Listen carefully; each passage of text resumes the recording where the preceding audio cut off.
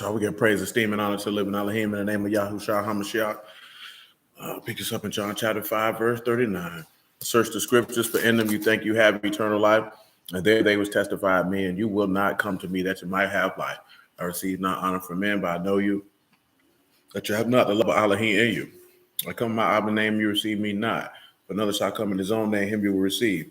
How can you believe which receive honor one from another, and not the honor that comes from Elohim only? Do not think that I will accuse you. The Abba, there's one that accused you, even Moses, in whom you trust. How you believe Moses, you will believe me, for he wrote of me. But if you believe not his writings, how should you believe my words? Well, praise be to Elohim in the name of Yahushua. We come back around here to, I know we was in Psalm 78, but come over here to Psalm 76 and 1.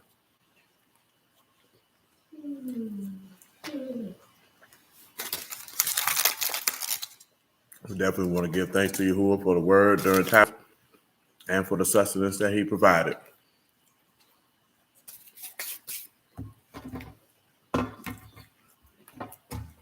Now it's time for some more food. Psalm 76 and 1.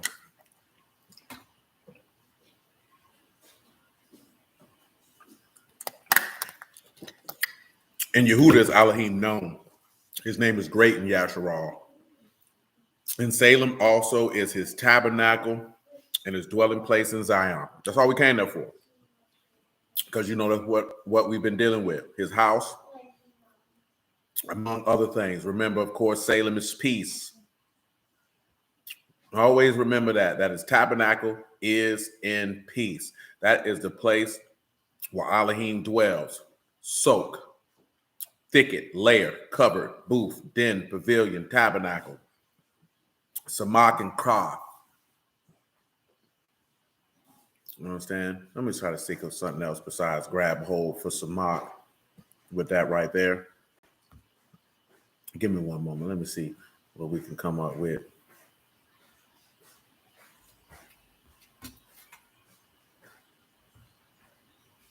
Dang, I still need to hit the people up.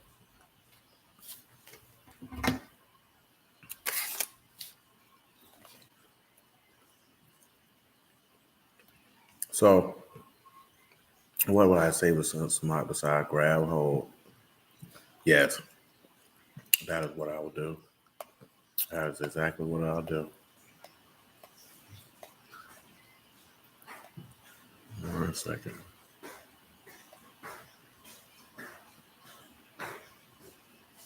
We take that Samak and make it infinite or eternal, and turn around and take it where an eternal work. That thicket, that layer, that booth is an eternal work, and his eternal work is peace. What's the thing looking for? It came in my mind. I'm saying that joint came in my mind real quick. Like, come over here to Matthew 5 for now. Matthew chapter 5. Oh, I was thinking about Psalm 34, and we had already went through that, so there ain't really no need to do that again.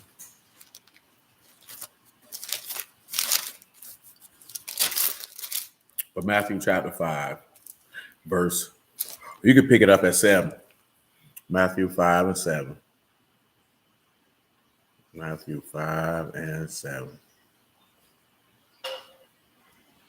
And after that, Numbers chapter 6 on general principle. Baruch are the merciful, for they shall obtain mercy. Baruch are the pure in heart, for they shall see Elohim. And Baruch are the peacemakers, for they shall be called the sons of Elohim. Now, the reason why we're looking at that is because Elohim is an Elohim of peace. Simple, point blank, period, because he said that's where his tabernacle is. And his infinite work was to bring about peace. Now, we talked a little bit about his dwelling place being in Zion, and we'll get to that aspect in a moment. But let's come over here to Numbers chapter 6. Pick this up at verse 22.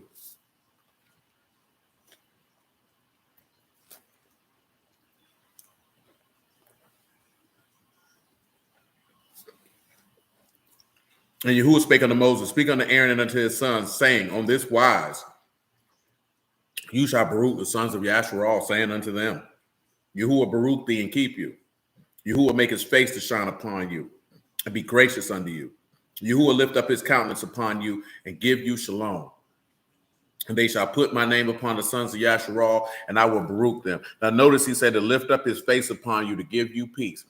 John 16, I believe, is the location of what I'm thinking about. That might not be it because I'm thinking it's either 15 or 17, but I want to say it's 16.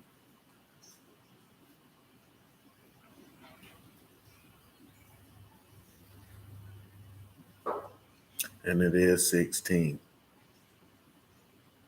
Matter of fact, make it just actually John 14. We're going to look at John 14, John 16, John 20. John chapter 14, verse 26.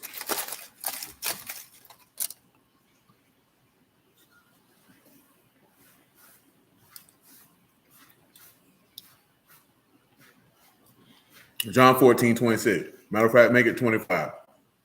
These things have I spoken unto you, being yet present with you. But the Comforter, which is the Ruach HaKodesh, whom Abba will send in my name, he shall teach you all things and bring all things to your remembrance whatsoever I said to you. Shalom I leave with you. My shalom I give unto you. Not as the world give I unto you. Let not your heart be troubled, neither let it be afraid. And why is that important? Because we read that verse in 2 Corinthians chapter 8 the other day, where he told you that the sorrow of the world worked death. Because the peace that Elohim gives you, the peace that Mashiach in particular gives unto us, is not the same peace that the world gives. And that's a major importance, because the world's peace does not put an end to chaos. And when we're talking about chaos, talking about confusion and disorder, truth be told, to put it short and succinct and to the point, that is why I always tell you to isolate the things that the world is talking about, because they can't be congruent. They can't give you the peace that you're looking for. That's why a year or so back, that's why I told you, be careful with them people when they tell you talking about my truth. That's causing you to isolate yourself from the truth, to make your truth be of greater importance to actual truth, which is the fidelity and steadfastness of the word of the living Elohim. You know what I'm talking about? Well, even what I shared in the chat, we got too much time on our hands that our people could literally, it was a beautiful drawing. Let's not get that twisted. Showing a drawing of Tisha Martin, because I'm not going to call her Campbell. That woman is married or was married, whatever case she was. And you're showing a character of Martin calling her Gina, and a character of Damon Wayans calling her Jay, talking about which one treated her better. And that's being trapped in a fantasy land. Because now you're going to have a bunch of grown adults debating the merits of who was the better husband of two fictional characters that each character, the man and the woman, were crafted to perform a particular narrative for ratings.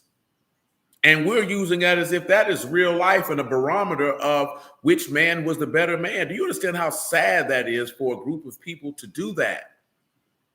Now, I don't know if other races of people do that, and they very well may do, at least in this country. I would wager Caucasians do the same in a different fashion, but that is terribly sad. You know what I'm saying? That's absolutely horrible. You know what I'm talking about? It's a whole type of things that we as a people have to be utterly ashamed that we take pointers, life tips, and the such from entertainers and athletes. You know what I'm talking about? And that's when you're dealing with the things of the world and they don't bring peace. It's utterly, it just doesn't work. It just doesn't work. And that's something that we have to stop doing as a whole. John chapter 16.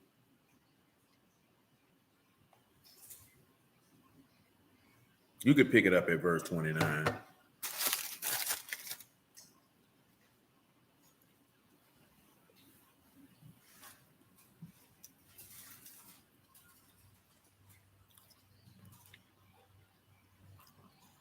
Make it 25. John 16, 25.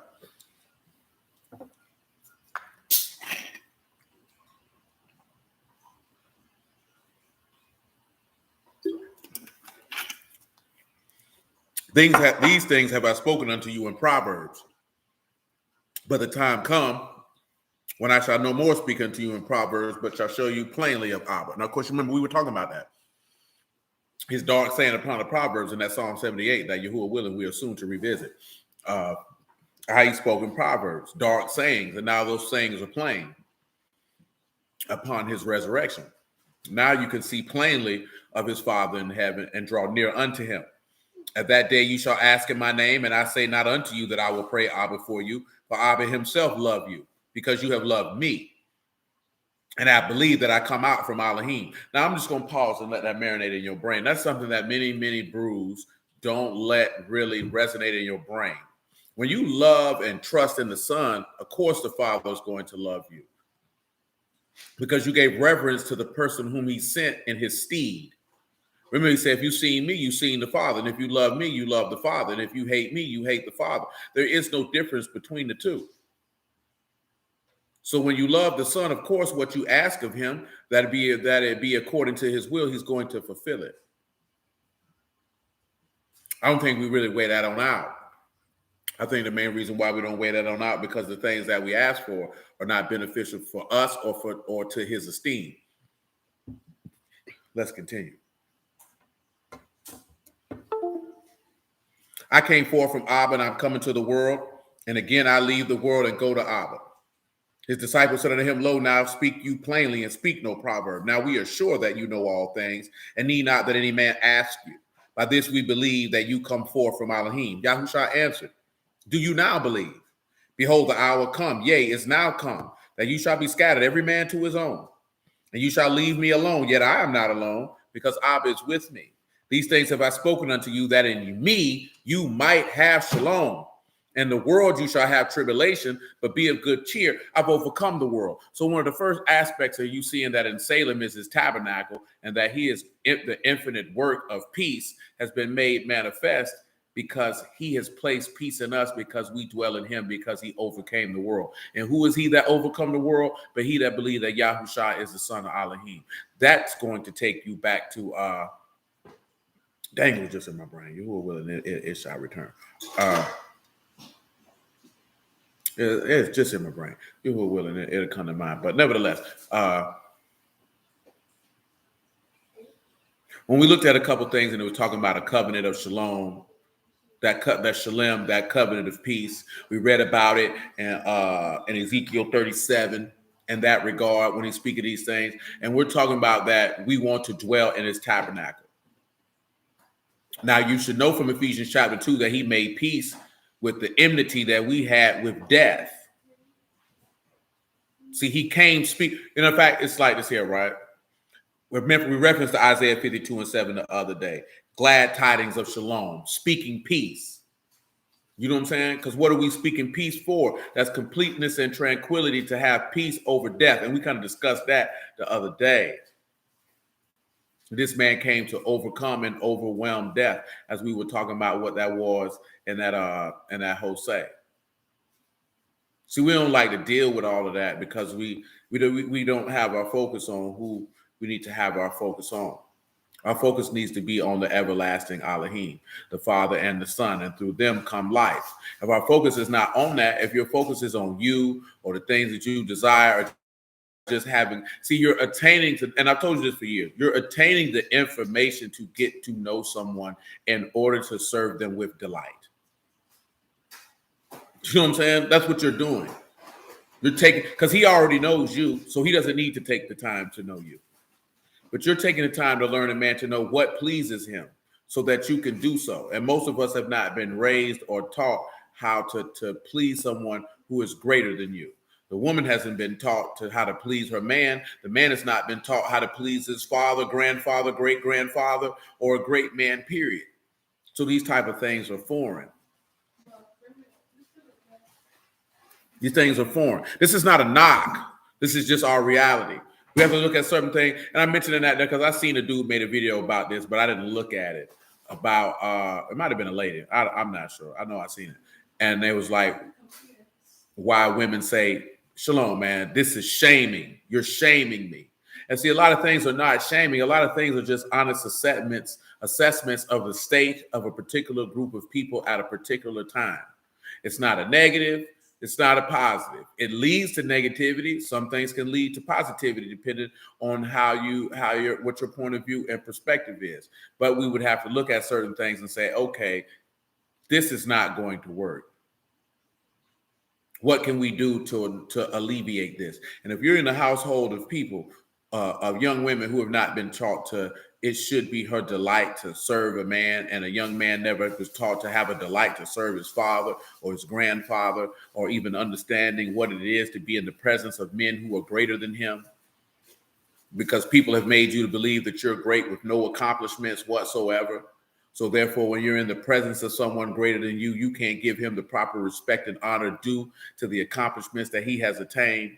And when we're looking at accomplishments that a man has attained, this is not strictly financial, because most dudes only do that because they like to surf on another man's testicles. So you don't understand what it's like to be in the presence of a man and give him the respect that he is due, and have a delight to do the things that he pleases in, because he's going to have delight to give you the wisdom and knowledge that he has accrued over the course of his lifetime or through his accomplishments. You don't value that because you think you know this and you got this figured out. So see, that is a detriment. That is a detriment to the whole community. I just seen a group of people argue about something that Kevin Samuel said about, if there's no marriages, there's no community. He did not isolate men. He did not isolate women. He just said if there's no marriages, there's no community. And somebody had a nerve to say a community is family, friends, neighbors, and then spouses. And this is when I know that our people are complete and utter idiots, because you can't have family and neighbors without them actually being married. A marriage is what springs forth a family. We have been accustomed to that. You can have a family and not be married, but we've already had this conversation. Well, there is no father, there is no family. You just have a woman in the house with children. That is not a family, because you don't have all the components to make a family. So instead of saying we need to do things to actually create a family, because you can see that in the structure of the text, you have the father and you have the son has a wife. And that wife has offspring, which is those who are born of the Ruach HaKodesh. Therefore, you have a family, which means therefore you can have a body, which means you can have a community. And when you have a community, that's when you can begin to have a solid foundation of individuals being interdependent upon one another for the benefit of the entire community. If you don't have people who are married, they will move in a singular fashion, only concerned with self. That means they'll be in consistent and constant survival mode, and therefore there will not be peace in the house, because there will be constant strife, because individuals will be seeking to save themselves. And that is not beneficial for any group of shalom, Christina. That is not beneficial for any group of people on the face of the earth. Don't let nobody tell you no different, because these people stupid. The framework of a family has been existing since Yahuwah created the earth. It has been proven that that is the greatest vehicle for any manner of wealth and sustenance and building of a foundation of a culture of people from the foundation of the world, and it's not going to cease. They telling you a family now is two women and children, two men and children, a man and his kids, a woman and her children. And that is not the case. It is a father, it is a mother, it is the children. Then, of course, you have the extended family outside of that, grandparents and uncles and aunties, cousins, or whatever the case may be. And you can't have that when you have fractured families. That is impossible. It is impossible. That's why people suffer. Because you want to denote the fact that you got a group of men who don't want to be married. You got a group of women don't want to be married. These niggas worrying about losing their money. This woman worry about whatever she worried about. Most of these niggas who worry about losing money ain't even got no money. You know what I'm saying? And the junk don't make no sense. You know what I'm saying? Do I understand it from the male point of view? Absolutely. I don't want to put my effort in something and lose all of my resources because somebody woke up one day and said, I don't want to deal with you. We can't use the old saying of women not having resources, because most women are not housewives like there was in 1955, 1960. Most women get up and go to work and earn their own funds and have no desire to spend their funds on any of the household bills. So that doesn't make any sense. So what do you end up having? You have a fractured community. And when you have that, it means you're going to have a fractured body of believers once the word comes around. Because the same arguments that people have it in the world, people having it who's supposed to be in the word. How that's supposed to have some sense? It doesn't. It just doesn't. John chapter 20. John chapter 20, verse 19.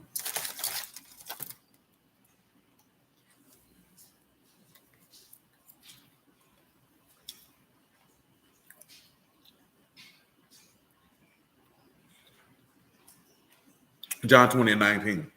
The same day at evening, being the first day of the week when the doors were shut, where the disciples were assembled for fear the Yahudim came, Yahushua stood in the midst and said, Shalom be unto you.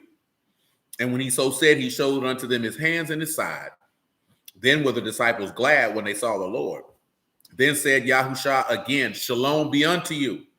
As my Abba hath sent me, even so I send you. And when he said this, he breathed on them and say unto them, Receive you the Ruach HaKodesh. Whosoever sins you remit, they are remitted unto them. Whosoever sins you retain, they are retained. We read that because he breathed peace into them. When he said, even as the Father has sent me, so I send you. And when he said that, he breathed life into them. The same way that the Father breathed life into him so that he could make peace with death. I forgot what the place we was reading about. Oh, yeah, that's when we were reading about when a man ways pleases Yahuwah, even his enemies be at peace with him. Even his enemies be at peace. Where the Ruach HaKodesh is present, your enemy, death, is at peace with you. That's why his house, that's why in Salem is his tabernacle. His house dwells in peace. It's as simple as that. That might mean, and that could be, this is my personal opinion. This is why it's highly plausible and possible why most black men desire peace above all. You do have the spiritual and genetic makeup of being the sons of Yasharal. That is in you if you're born of Abraham, Isaac, and Jacob. And your Elohim himself desires peace in his home. So it's make no mistake about it. That's why most men of color desire peace in their home. That's of greater importance. But not peace just for the sake of having peace, but peace that is done in righteousness, that everyone is at peace. That should be highly important. Because it's important for Elohim. It was important for Elohim to have peace in his house that he became a man and died for it. That's how important it was to him for peace to be in his house, because there was chaos in his house, because death was in his house. That means Satan in the house. So we got to get him out. Let's think of what the Lord said, that the prince of this world has been cast out. John 16, if I'm not mistaken, yet again.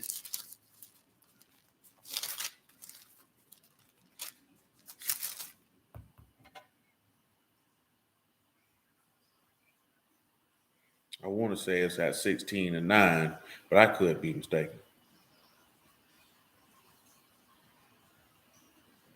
It's John 12, actually. We could pick it up at 30. John 12 and 30.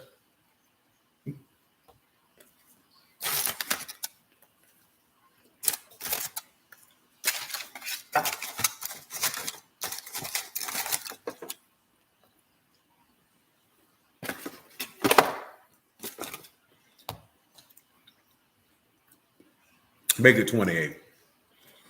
Abba, esteem your name. Then there came a voice from Shamahin saying, I both esteemed it and will esteem it again.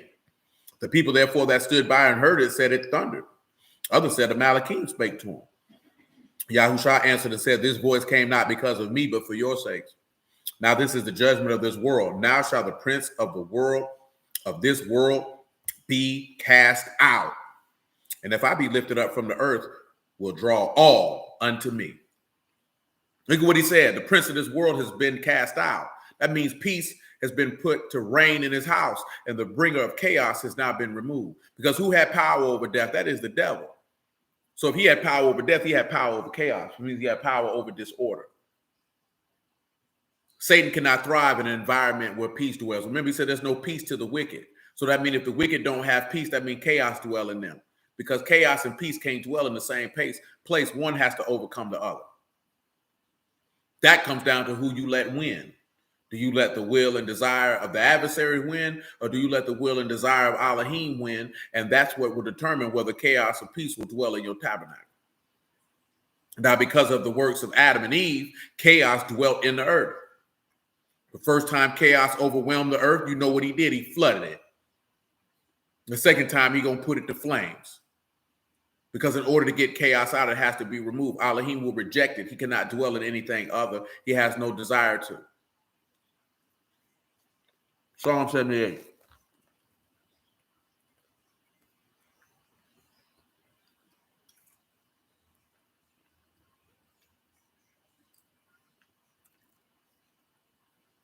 I believe We are at verse 6 of Psalm 78.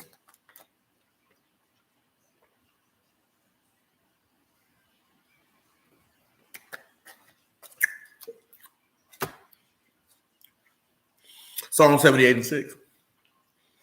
That a generation to come might know, even the sons which should be born, should arise and declare them to their sons, that they might set their hope in Elohim and not forget the works of Elohim, but keep his instructions, and might not be as their fathers, a stubborn and rebellious generation, a generation that set not their heart aright, whose ruach was not steadfast with Elohim. The sons of Ephraim, armed, carrying bows, turned back in the day of battle. They kept not the covenant of Elohim and refused to walk in his law, and forgot his works and his wonders that he showed them, marvelous things he did in the sight of their fathers in the land of Egypt and in the land of Zoan. He divided the sea and caused them to pass through. He made the waters stand as a heap. In daytime, he also led them with the cloud, and all the night with the light of fire. Let's take a look at that in Matthew 27. Let's go ahead and take a look that in the daytime, he led you with a cloud. Y'all know what it is. Well, I'm in Mark, so you can just come on over there because I'm already there. Mark 15 and 33.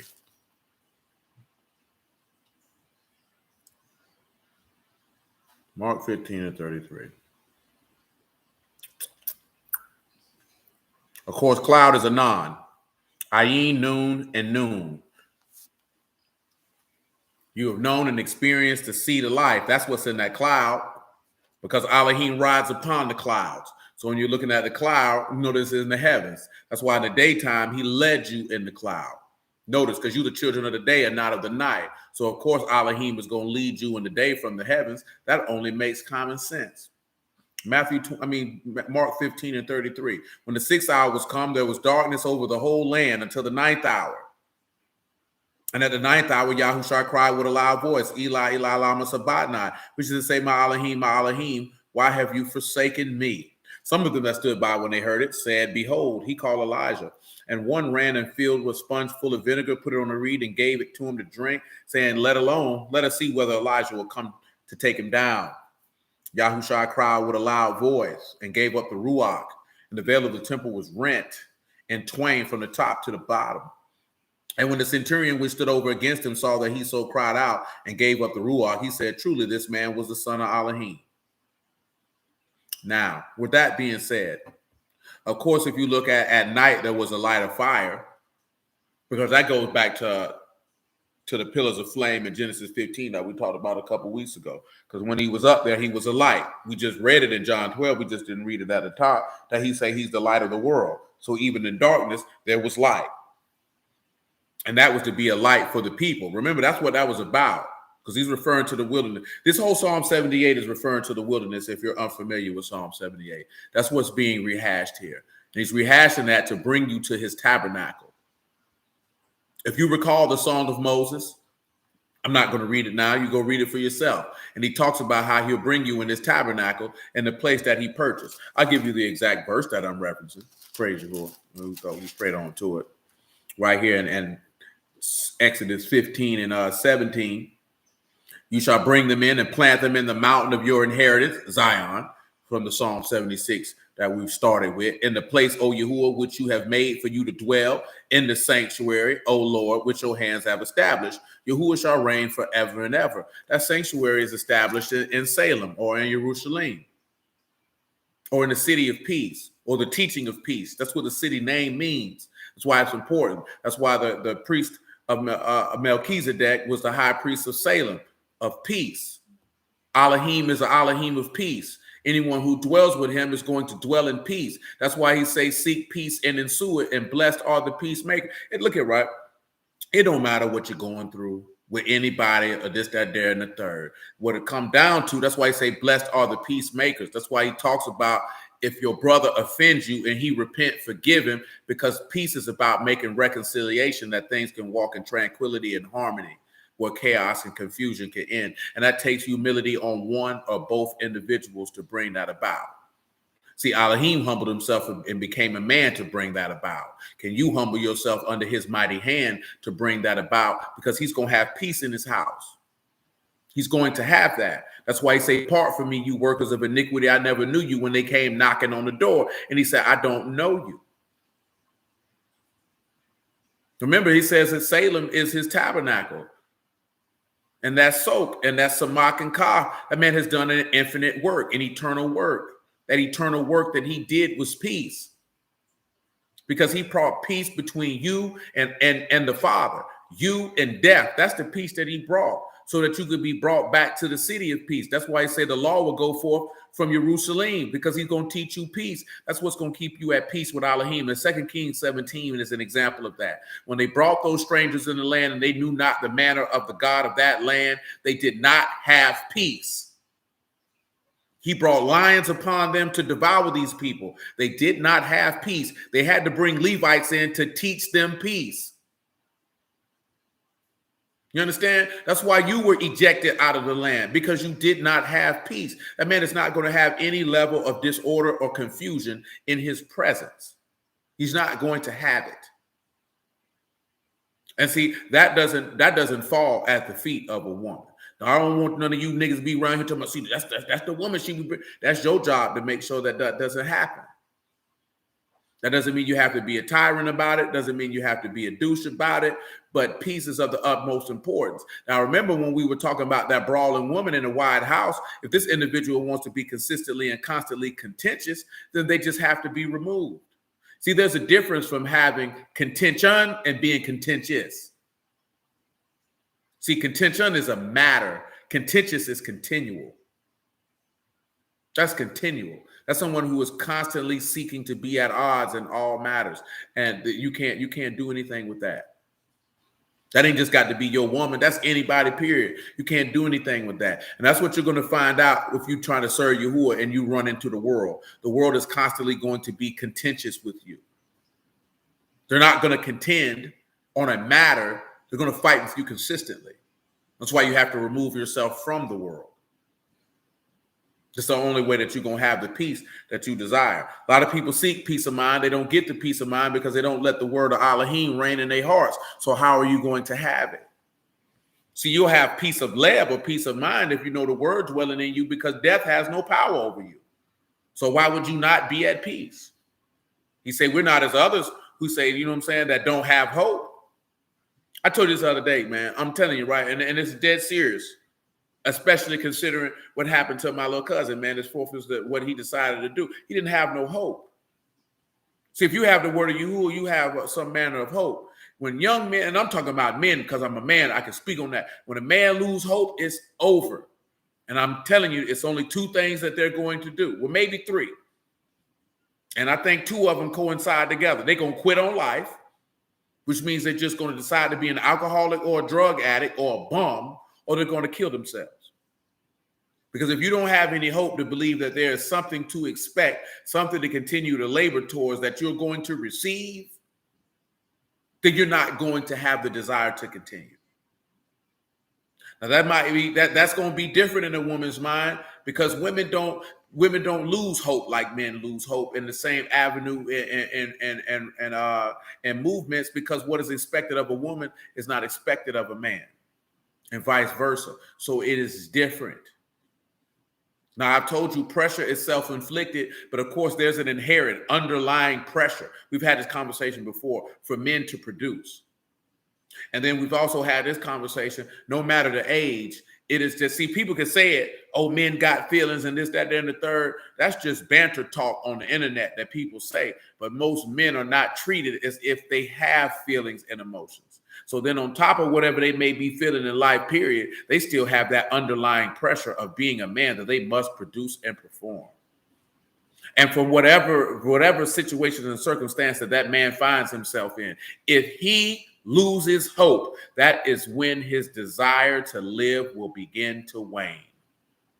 You know what I'm talking about? As simple as that. I done been around young dudes, man. They done seen so many people get killed and go to jail that they have no hope. When you hear a young man say, I ain't believe, I think I see 21 or 22, that's somebody who lost hope. So that means they're no longer living a life with thoughts of, I can be successful, I can have a family, I can have this, because he doesn't even expect to live. So when he doesn't expect to live, he's going to live a life of where he does not expect to live. That is a man who has lost hope. The only thing is he didn't kill himself. He just led a life that would eventually kill him. You know what I'm saying? And people don't understand that because you're not seeking to understand that because you really don't give a damn. You know what I'm saying? You don't really start giving a damn about men until something drastic happens. And that's when you begin to care about them. You know what I'm saying? And most men know this.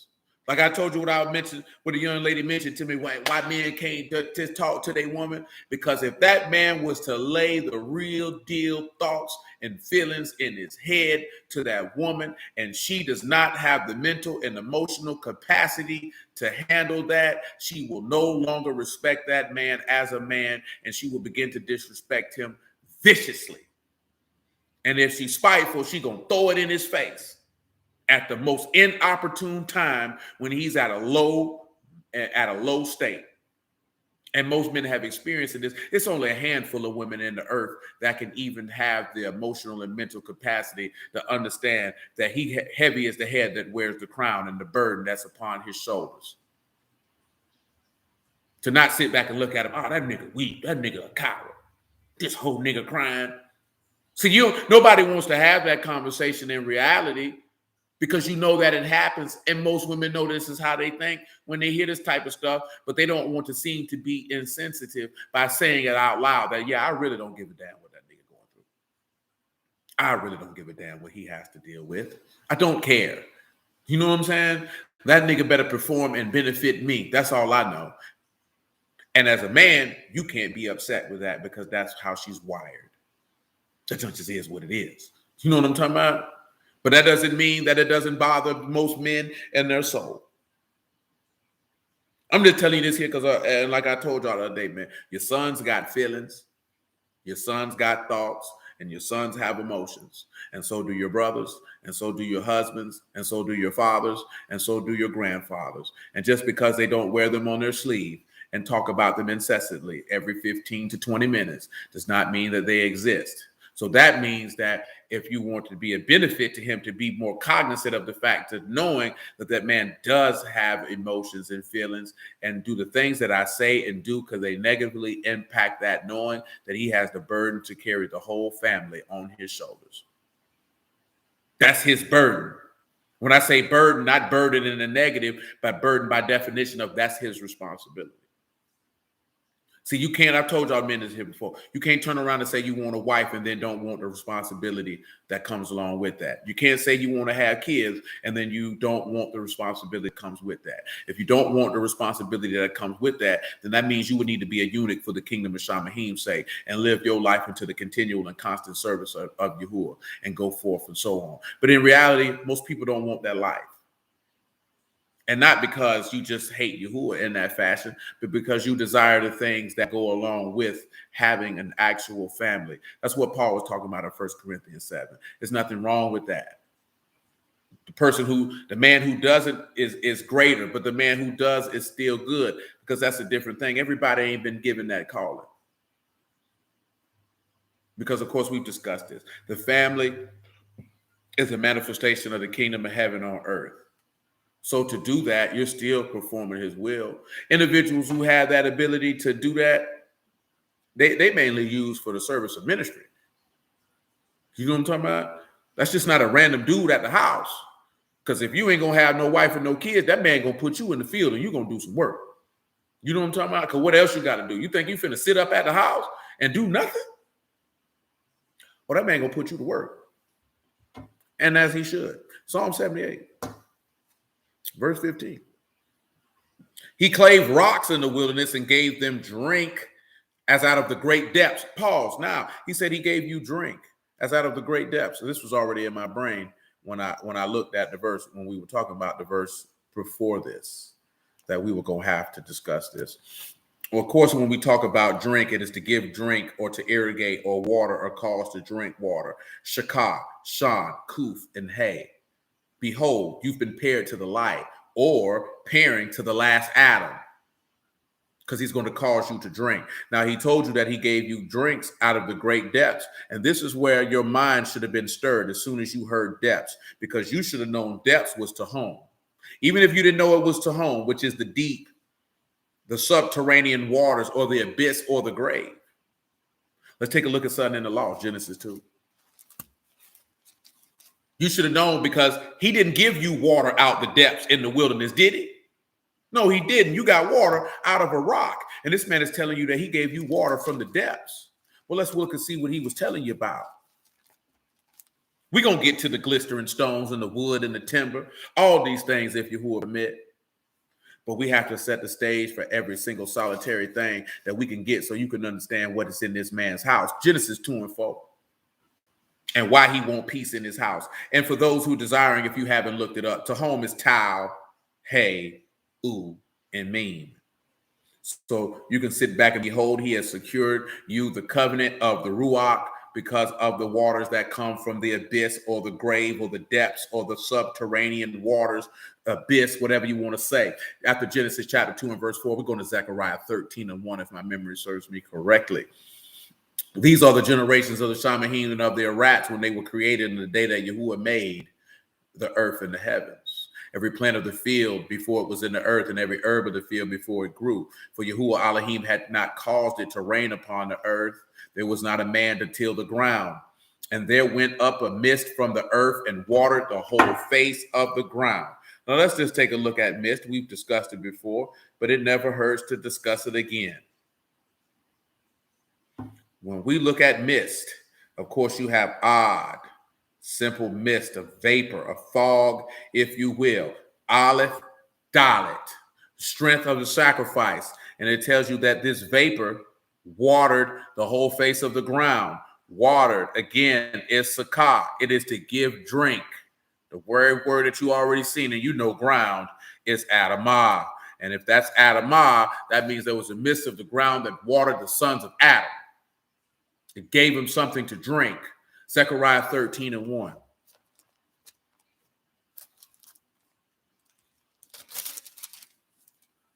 Yeah, praise the Lord. Zechariah 13 and 1.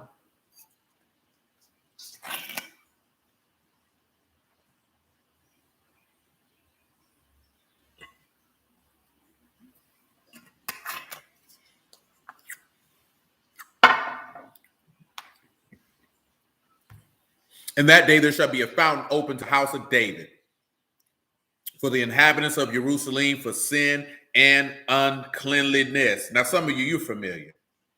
We just want to talk about fountain.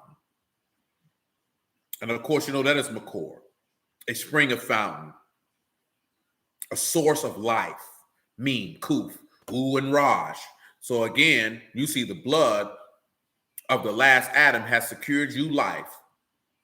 You should remember Isaiah 12, draw waters out of the well of salvation and sing praises unto Yahuwah. Are you familiar with that passage? Well, if you're not, come take a look at it. If you're not, come take a look. Isaiah chapter 12.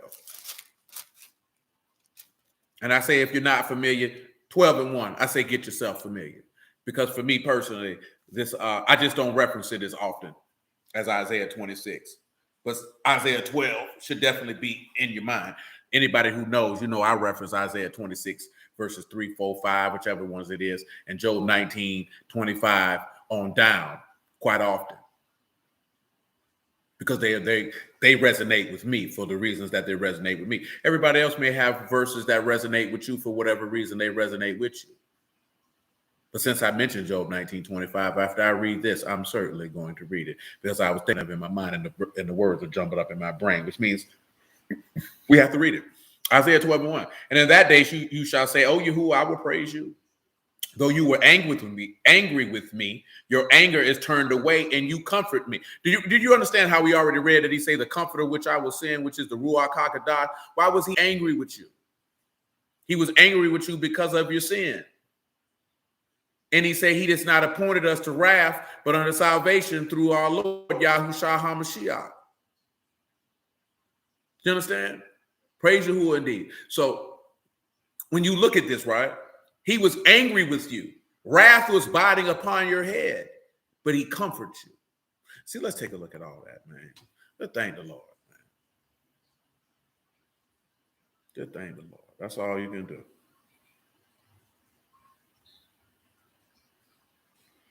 First and foremost, y'all know comfort. That's nakam, noon, kat, and mean.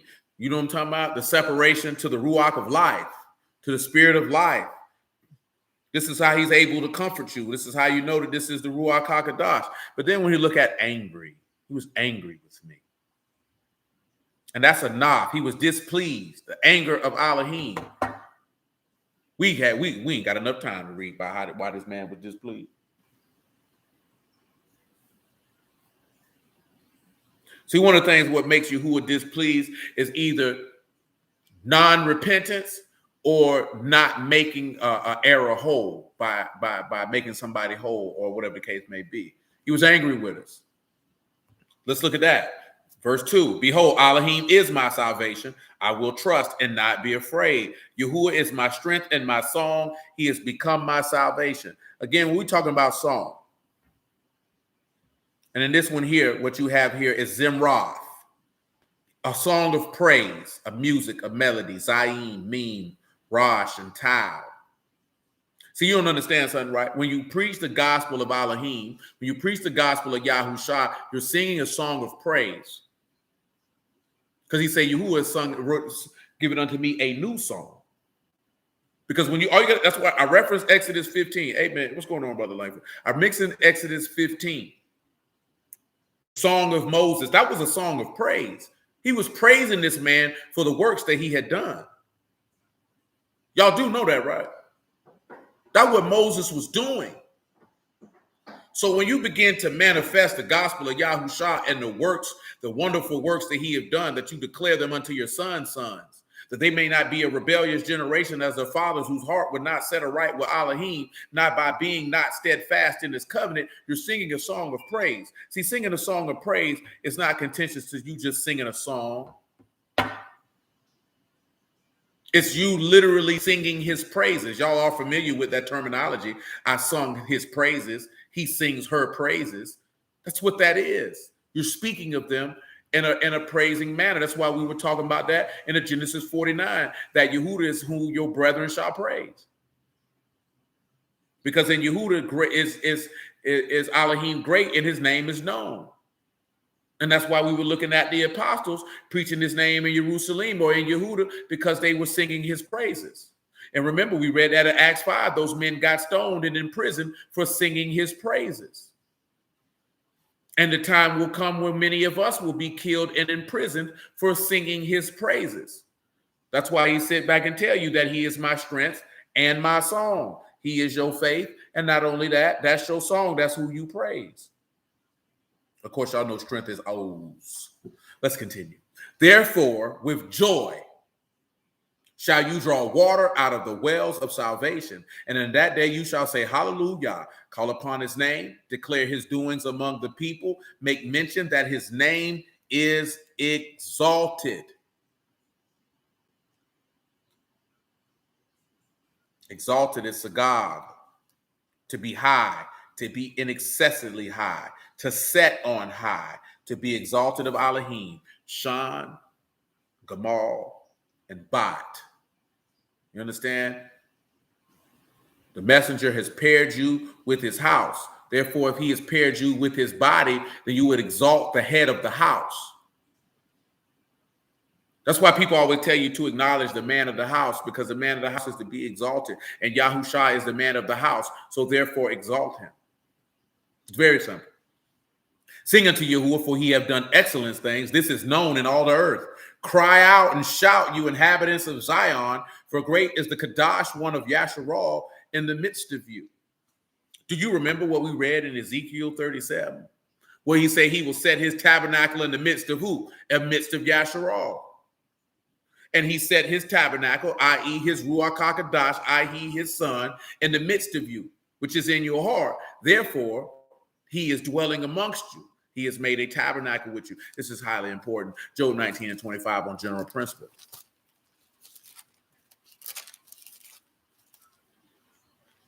Job 19:25 on general principle. I know that my Redeemer live, and that he shall stand at the latter day upon the earth.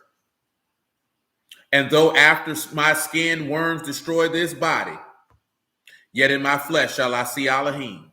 whom I shall see for myself, and my eyes shall behold, and not another, though my reins be consumed within me. Indeed. Psalm 78. We are presently in verse 15. So listen, when he tell you that, he brought that out the depths to give you the abridged version, because I'm not going to like cut it short, but I'm not going to go as long as we did during tabernacle, but I'll at least give you 60 minutes.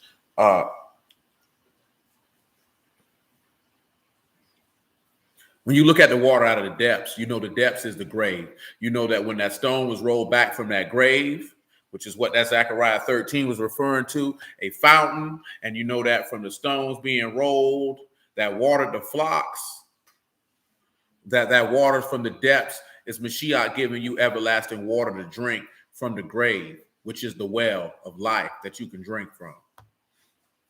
Psalm 78 and 15 yet again.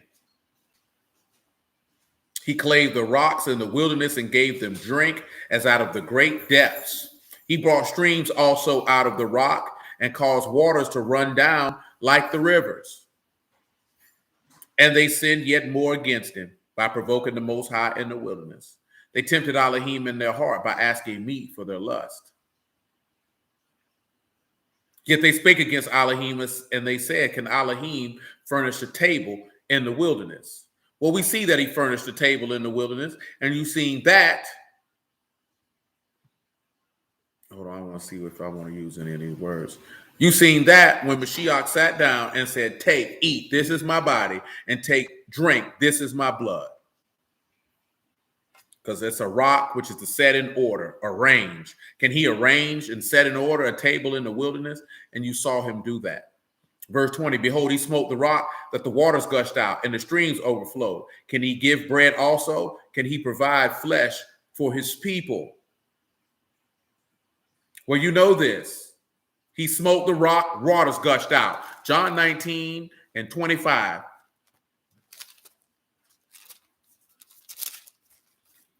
This stuff that I will wager most of you, it already clicked in your brain.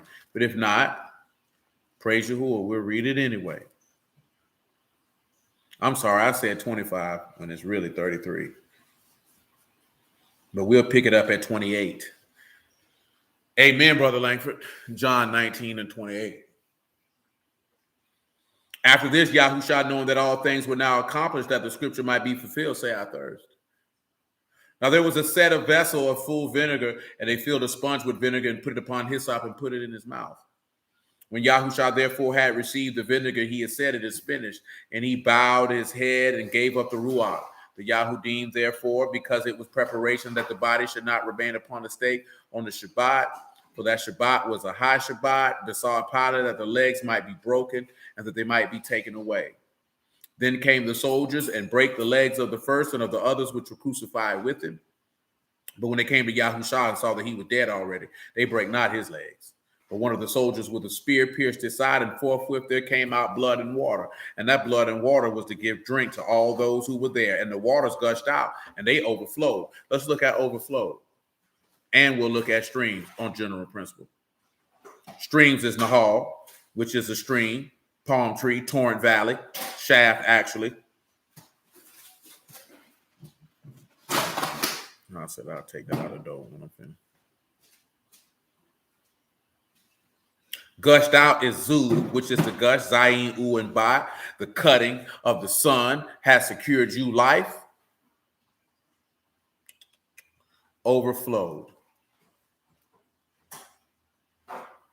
Shataf, to overflow, to engulf, but most importantly, to rinse or to wash off. Shan, Tet, and Pei. So guess what? This word has consumed you and filled you. So therefore, you are clean from the word which I have spoken unto you. Now, of course, he said, can he give bread also and provide flesh for his people? They say, how can this man give us flesh to eat? He said, my flesh is meat indeed, and my blood is drink indeed.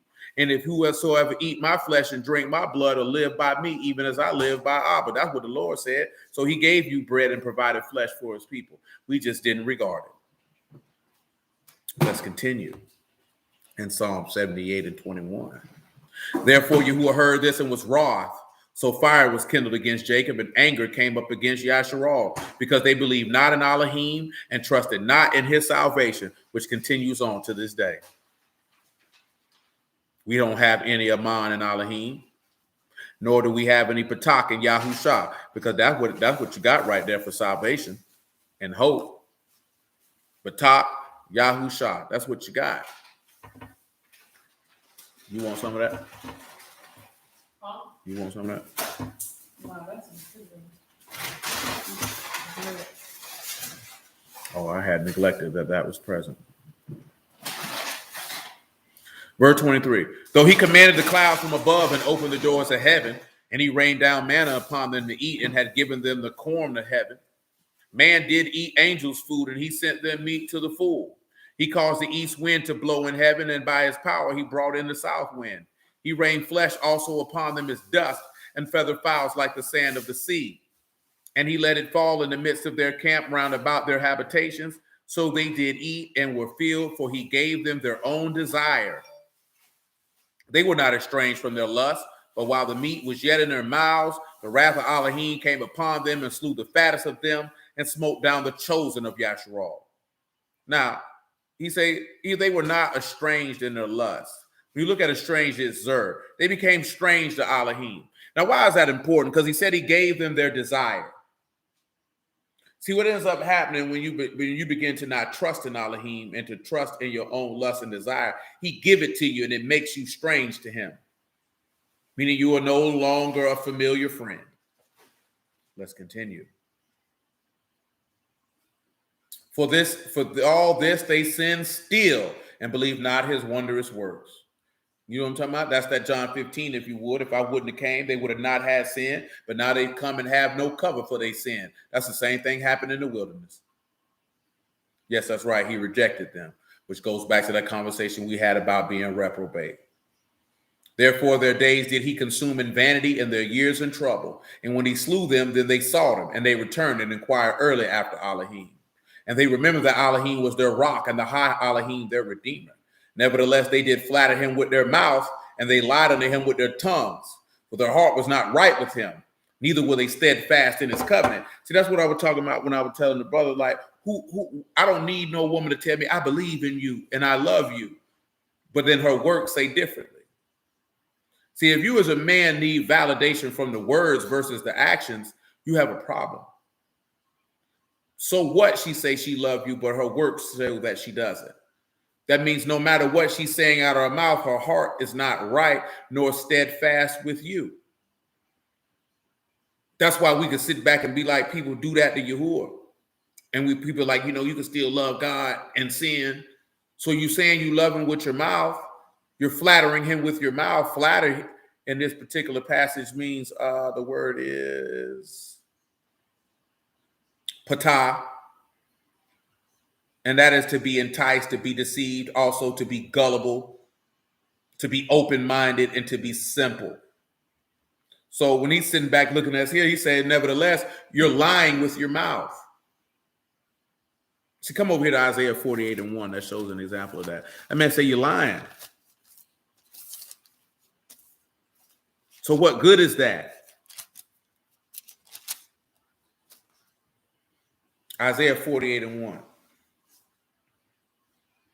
Hear you this, O house of Jacob, which are called by the name of Yasharal, and are come forth out of the waters of Yehuda, as we're discussing already, which swear by the name of Yahuwah, which make mention of the Elohim of Yasharal, but not in truth nor in righteousness, which means they lying. For they call themselves the Kadash city and stay themselves upon the Elohim of Yasharal. Yahuwah of hosts is his name. He said, I declare the former things from the beginning. They went forth out of my mouth. I showed them. I did suddenly, and they came to pass, because I knew that you are obstinate, and your neck is as iron sinew, and your brow brass. You understand? That's something that we have to accept and deal with. That man already know you lying.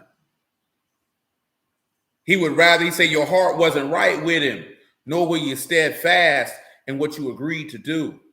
Steadfast, of course, what you know is Aman. So that means you weren't faithful. And not right is Kun. You're not established. So your heart isn't established with his word, and nor are you faithful to his covenant. That's why it doesn't matter what a woman says out of her mouth. It more matters what she does. Because what she does is going to show forth what's in her heart.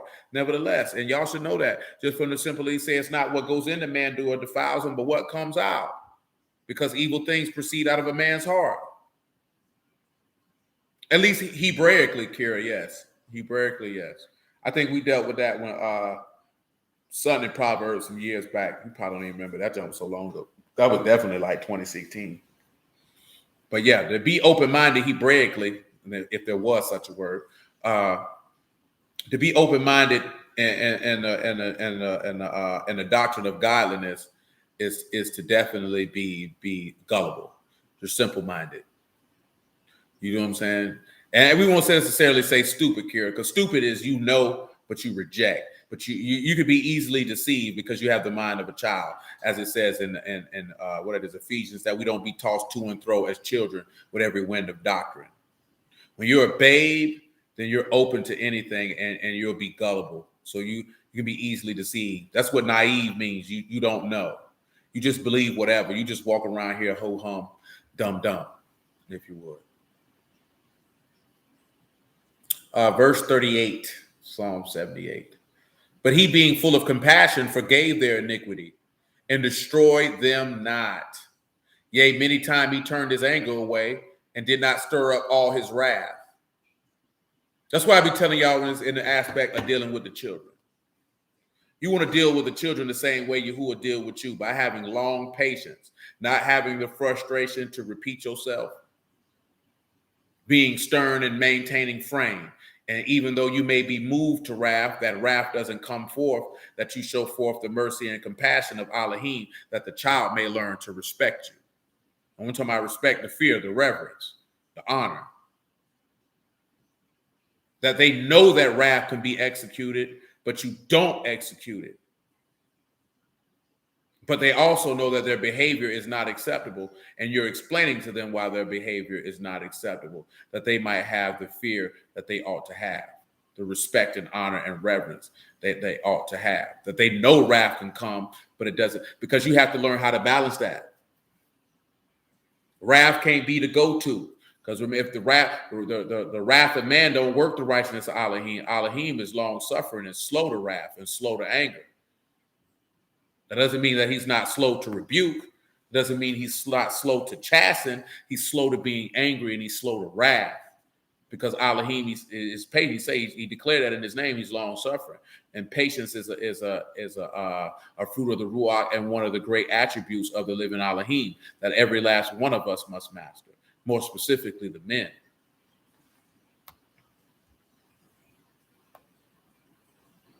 Because he had patience and forbearance and was slow to anger and wrath with each and every one of us. And I'm speaking to the men. So therefore, you have to raise your offsprings with that same level of patience to know when to bring forth wrath and when to hold it. Because if you find yourself being agitated quickly or moved to wrath quickly, that means that we're operating according to sensual desires and things that are of the earth, and that's not of heaven. So we have to catch ourselves and check ourselves on, why am I reacting carnally in this particular fashion? Because we all know he that rule amongst men must be just. He must be righteous. So you have to render wrath righteously. You just don't render wrath because you feel like wrath is owed. You have to render wrath righteously. That's what he does. And all you have to do, and again, if we want to talk about how to raise it, because people always say there's no book on marriage. It's the book of Yahuwah. Oh, there's no book on raising a child. Yes, it is. It's the book of Yahuwah. But see, what we're looking for is verses that say, do this with the child or do this with the child, versus actually paying attention to how Yahuwah raised his seeds, meaning the house of Yasharal, and how he brought up his children. You can look at how he dealt with you in the wilderness to see how a man raises his children. Just that alone, and we've discussed that before. Maybe we'll revisit it again.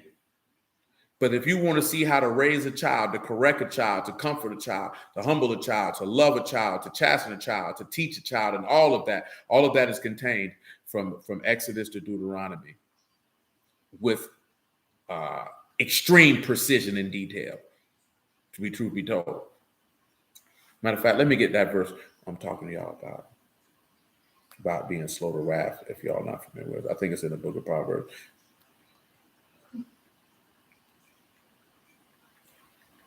And I'm just mentioning that Proverbs 14, 29. And what I'm talking about is just taking on his mind and his spirit. And that's when you begin to eternalize the word, when you can begin to execute his attributes. That's not the exact word verse, but this one is fine. He that is a slow to wrath is of great understanding. He that is of a hasty ruach exalt folly. So when you're slow to wrath, he says you have a great understanding. And the fear of Yahuwah, to depart from evil, is understanding. To fear Yahuwah is understanding, according to Proverbs chapter 9 and verse 13. Hold on, I get it for you. Well, I'm sorry, about verse 10. Not the fear of Yahuwah, but the knowledge. The fear of Yahuwah is the beginning of wisdom. The knowledge of the Kadash is understanding. Depart from evil is understanding. So it's certain things that when you're slow to wrath, you have a great understanding, because that means you understand Elohim. And I said, I want you to sit there and look at it. He say, a man who is slow to wrath is of great understanding. That means you have you understand Elohim.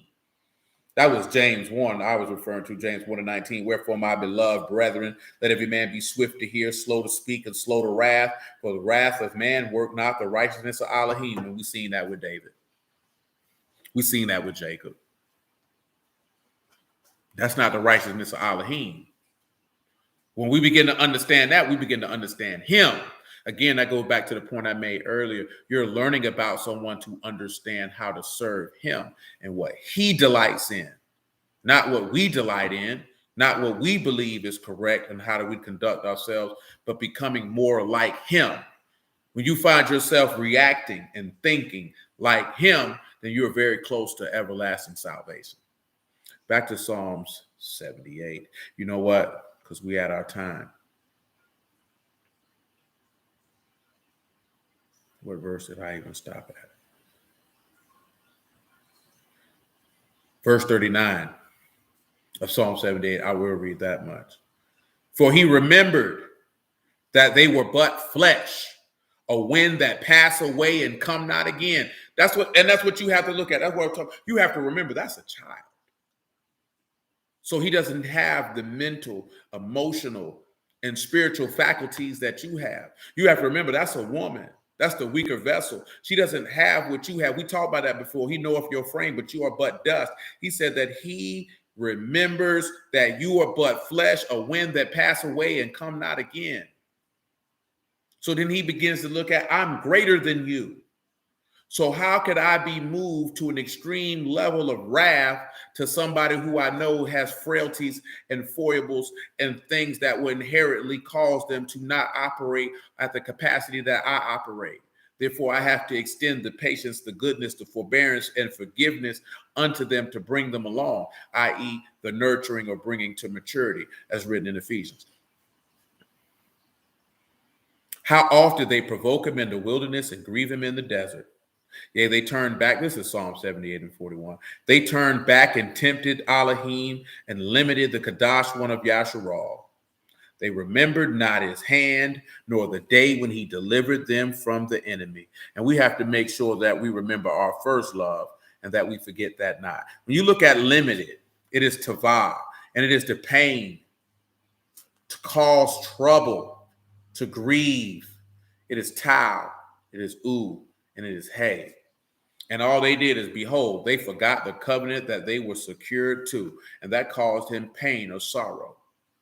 So we have to make sure that we're not causing him pain and sorrow because we have forgotten him. But hallelujah for Yahushua no word. We're going to stop right there. We're at our time for the evening. I appreciate y'all time this evening. I bless y'all at the house of Elohim in the name of Yahushua. Who are willing, we'll pick this up more in Psalm 78 before we start getting to the things in the house. We got to actually get to talk about the rules of the house, if you would. So you who are willing, we'll pick this up on the Shabbat at 9 p.m. Again, I bless y'all at the house of Elohim in the name of Yahushua. I appreciate y'all time this evening. I love y'all. Continue to stand forth in the word. Let his word reign with some good, strong understanding. And you who are willing, to the next time.